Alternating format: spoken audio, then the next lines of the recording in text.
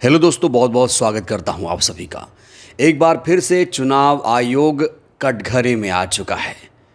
हरियाणा महाराष्ट्र चुनाव के बाद एक बार फिर से इलेक्शन कमीशन की विश्वसनीयता को लेकर सवाल खड़े हो रहे हैं। बिहार चुनाव आने वाला है और इसको लेकर पूरा विपक्ष इस समय लामबंद हो गया है।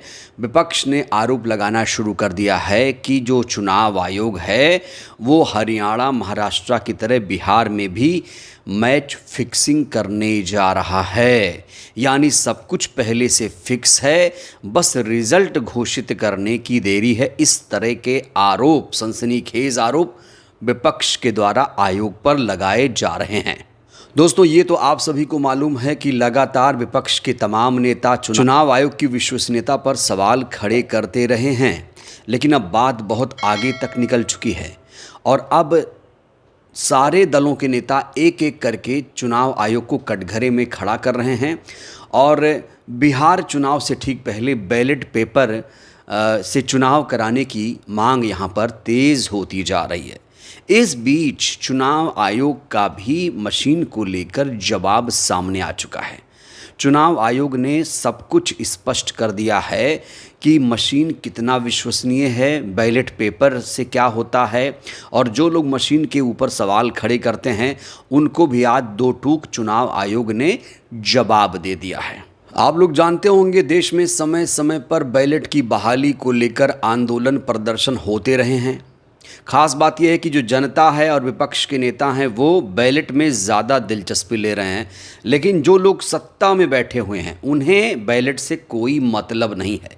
एक चीज़ और देखा गया है, चाहे विपक्ष की ही पार्टियां क्यों ना हों, अगर ये जीत जाती हैं चुनाव तो ऐसा बहुत कम देखने को मिलता है कि ये मशीन का विरोध करें।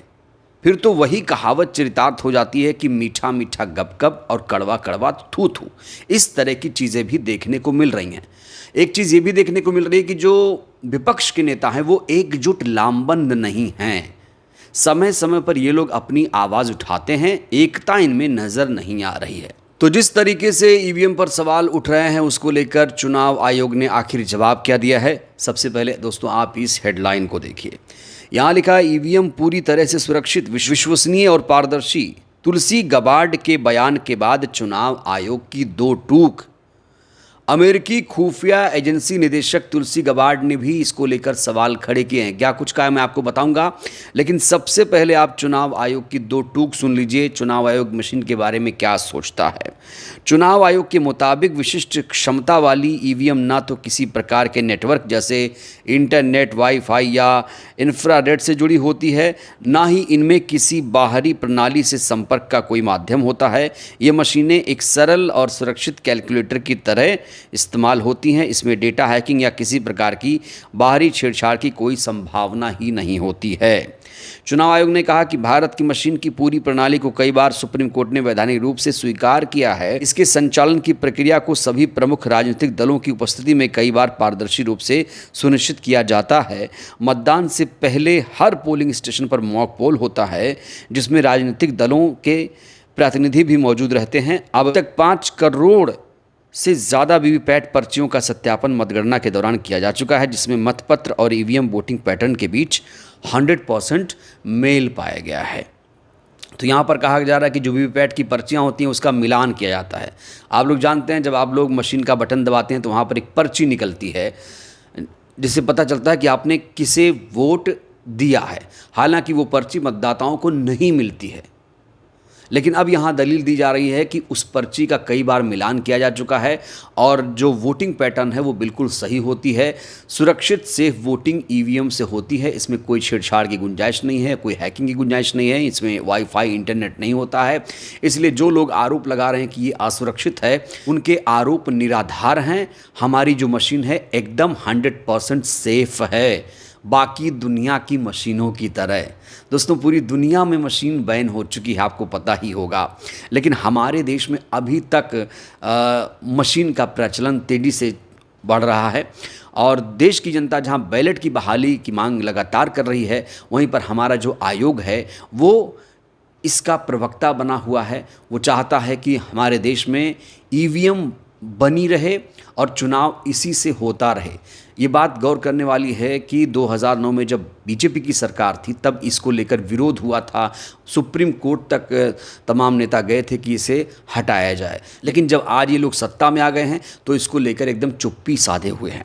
अब अमेरिकी खुफिया निदेशक ने क्या कुछ कहा है, तुलसी गबार्ड नाम है इनका, उनका बयान दोस्तों मैं आपको दिखाना चाहता हूँ। तुलसी गबार्ड ने ईवीएम की विश्वसनीयता पर सवाल खड़े किया है। उन्होंने सामान्य इलेक्ट्रॉनिक वोटिंग सिस्टम पर गंभीर सवाल उठाते हुए कहा कि उनके पास ऐसे साक्ष्य हैं जो दिखाते हैं कि इलेक्ट्रॉनिक वोटिंग सिस्टम हैकिंग और वोटों में हेरफेर के लिए लंबे समय से असुरक्षित रहे हैं। गबार्ड ने कहा कि हमारे पास प्रमाण है कि ये इलेक्ट्रॉनिक वोटिंग सिस्टम लंबे समय से हैकर्स के लिए आसान रहे हैं। इसके ज़रिए मतदान के परिणामों में हेरफेर किया जा सकता है। इस बात को और मजबूती देता है कि पूरे देश में बैलेट पेपर की व्यवस्था लागू की जाए। तो यहाँ पर अमेरिका की राष्ट्रीय खुफिया निदेशक तुलसी गबार्ड ने भी बैलेट को सही माना है, बैलेट को ज़्यादा विश्वसनीय मान रही हैं। उन्हें लगता है कि बैलेट से पारदर्शी तरीके से चुनाव होता है, अतः ये व्यवस्था सही है। उन्होंने कहा है ताकि मतदाता चुनावों की पारदर्शिता और ईमानदारी पर विश्वास करें। इससे पहले आपको पता होगा कि जो करोड़पति कारोबारी हैं, दुनिया के सबसे अमीर व्यक्ति एलन मस्क, जो टेक्नोक्रेट भी माने जाते हैं, वैज्ञानिकों के बीच अक्सर बैठते हैं, बैठकें लेते हैं, वो भी कह चुके हैं कि जो ये ईवीएम है, मशीन जो है, वो एआई से भी हैक हो सकती है। इस तरह की बातें बहुत बड़े बड़े विशेषज्ञ भी कर चुके हैं, लेकिन हमारा जो चुनाव आयोग है वो लगातार ईवीएम की वकालत कर रहा है। अब बड़ा सवाल ये है कि वो इसकी वकालत क्यों कर रहा है। यहाँ पर कहा जा रहा है कि दुनिया के सारे ईवीएम भले ही ख़राब हैं, लेकिन हमारे देश का ईवीएम एकदम सही है। भले ही दुनिया में बैन हो गई हूँ मशीनें, लेकिन हमारी जो मशीन है एकदम परफेक्ट है, इसमें कोई भी हैकिंग की गुंजाइश नहीं है। इसलिए हमारे देश में मशीन से ही चुनाव होते रहना चाहिए। तो आज आयोग ने अपना जो स्टैंड था बिल्कुल क्लियर कर दिया है। कई लोग बैलेट की जो मांग कर रहे हैं, बहाली की मांग कर रहे हैं, उन्हें इससे थोड़ी सी निराशा ज़रूर हाथ लगी होगी। तो कर ही कह सकते हैं, आयोग जब कह रहा है तो बात तो माननी पड़ेगी। हालांकि जो तमाम विपक्ष नेता हैं समय समय पर आवाज़ उठाते रहते हैं। विपक्ष में एकता ना होने की वजह से भी कहीं ना कहीं जो चुनाव आयोग है इस मुद्दे पर बाजी मार लेता है। अगर वाकई सीरियसली विपक्ष के नेता बैलेट की बहाली करवाना चाहते हैं, मशीन बैन करवाना चाहते हैं, तो उन्हें एकता बनानी पड़ेगी, यूनाइट होकर बात रखनी पड़ेगी, फोरम पर बात रखनी पड़ेगी। बहरहाल इस वीडियो में इतना ही। आपको क्या लगता है, मशीन से चुनाव सेफ है या फिर बैलेट पेपर से? प्रतिक्रिया दीजिएगा। चुनाव आयोग के इस बयान से आप कितने सहमत हैं, प्रतिक्रिया दीजिएगा। बहुत बहुत धन्यवाद।